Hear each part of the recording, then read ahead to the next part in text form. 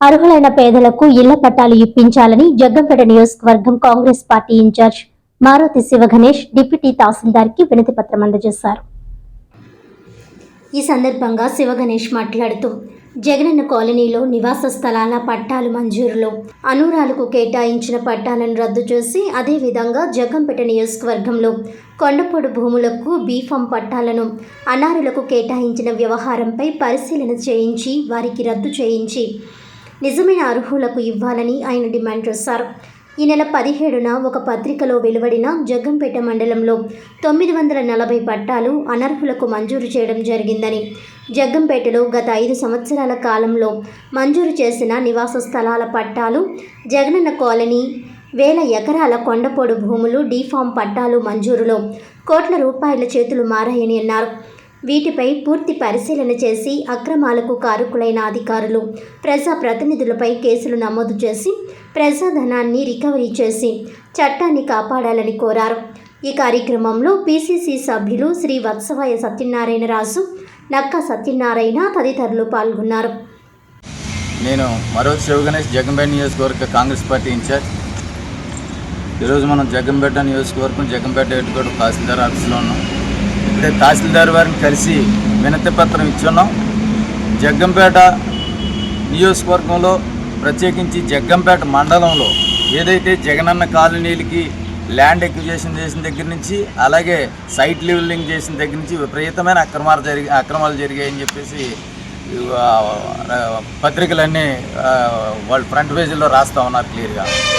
నిన్న మొన్నటి పేపర్లో అయితే 1200 కాకినాడలోని, తర్వాత స్థానంలో 940 ఏవైతే ఇళ్ల పట్టాలు ఉన్నాయో జగనన్న కాలేజీకి సంబంధించి ఇళ్ల పట్టాలు అనర్హులకి కేటాయించారు అని చెప్పేసి అధికారులు వాళ్ళు పరిశీలనలో తేలిందని చెప్పేసి కూడా బహిర్గతం అవుతున్నారు. దీని మీద చర్యలు తీసుకోవాల్సిన అవసరం ఉంది. ఖచ్చితంగా అనర్హులు ఎవరైతే ఉన్నారో, ఈ జగనన్న కాలనీస్లోని అనర్హులు ఎవరైతే ఉన్నారో వాళ్ళని గుర్తించి వాళ్ళని ఆ పట్టాలు రద్దు చేసి అర్హులైన వాళ్ళు ఎవరైతే ఉన్నారో వాళ్ళకి ఇవ్వాల్సిన అవసరం ఉన్నది. బడుగు బలహీన వర్గాలు, పేద ప్రజలు ఎంతోమంది ఉన్నారు, వాళ్ళకి కేటాయించవలసిన అవసరం ఉంది. కాబట్టి దీని మీద అధికారి వారికి, కలెక్టర్ కన్సర్న్ డిస్ట్రిక్ట్ కలెక్టర్కి, అలాగే ఆర్డీఓ గారికి కాపీస్, అలాగే తహసీల్దార్ గారికి కాపీస్, అలాగే స్పెషల్ చీఫ్ సెక్రటరీ రెవెన్యూ వారికి కూడా ప్రతులు పంపిస్తూ ఉన్నాం. అయితే కాంగ్రెస్ పార్టీగా ప్రధానమైన డిమాండ్ ఏంటంటే జగనన్న కాలనీల్లో జరిగిన అక్రమాలని వెలికి తీయవలసిన అవసరం ఉంది. దీని మీద ఎంక్వైరీ చేయవలసిన అవసరం ఉంది. ప్రత్యేక సిట్ వేయవలసిన అవసరం ఉన్నది. దీని మీద ఎంక్వైరీ జరిపించాలి ప్రభుత్వం.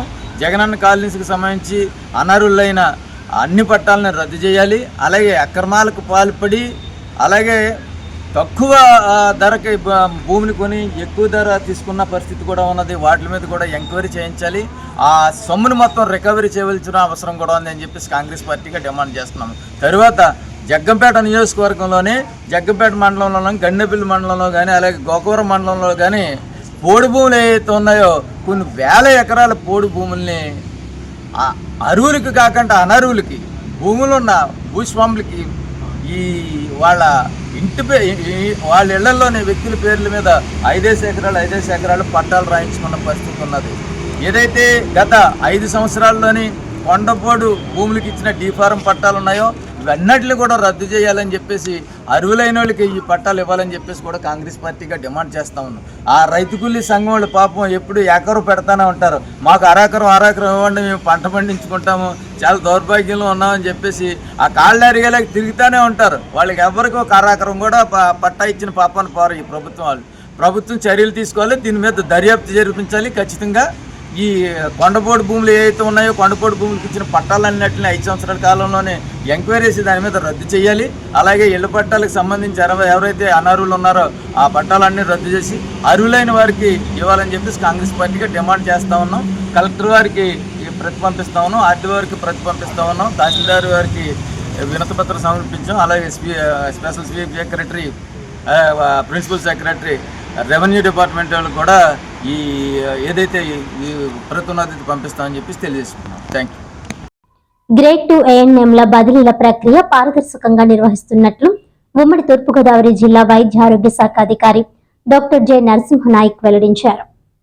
బుధవారం మధ్యాహ్నం కాకినాడలోని జిల్లా వైద్య ఆరోగ్య శాఖ అధికారి కార్యాలయంలో ఆయన మీడియాతో మాట్లాడుతూ 390 మంది ఏఎన్ఎం పోస్టులకు ప్రమోషన్ బదిలీలకు సంబంధించి ఆర్డర్స్ జారీ చేస్తామని వివరించారు.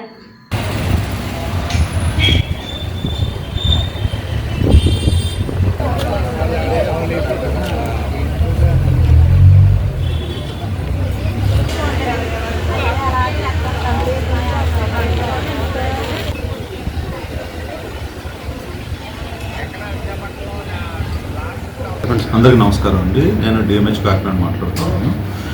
ఇవాళ ఏఎన్ఎం గ్రేడ్ 2 ప్రమోషన్స్ ఇస్తూ ఉన్నాము. గ్రేడ్ 3 సచివాలయం ఏఎన్ఎం నుంచి గ్రేడ్ 2 ప్రమోషన్స్కి కౌన్సిలింగ్ 15వ తారీఖు చేయడం జరిగింది. అయితే దాంట్లో కొన్ని మిస్టేక్స్ వచ్చినాయి, గ్రీవెన్సెస్ వచ్చినాయి.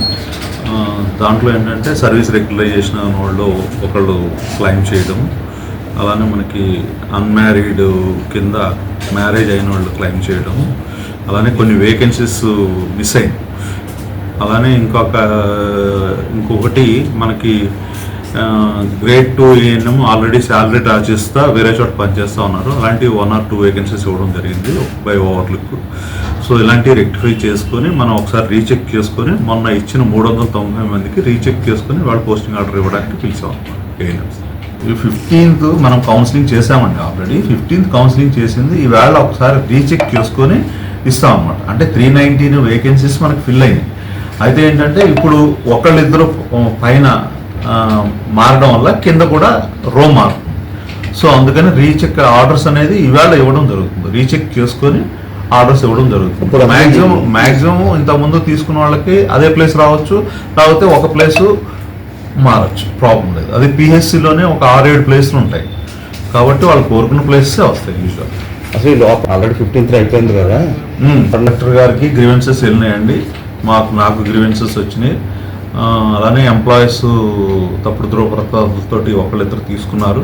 సో దానివల్ల కూడా మనకి వరుస మారుతుంది కాబట్టి ఆ వరుసను మళ్ళీ రీచెక్ చేసుకొని ఇవాళ పోస్టింగ్ ఆర్డర్ ఇమీడియట్గా ఇప్పుడు చెక్ చేసుకొని మనం అన్నీ ఒకసారి ప్రీవియస్గా చెక్ చేస్తున్నాం. ఆల్రెడీ ఇప్పుడు రీచెక్ చేసుకొని ఇమీడియట్గా ఆర్డర్స్ ఇవ్వడానికి నేను వాళ్ళకి ఛార్జెస్ రన్ చేస్తున్నాను.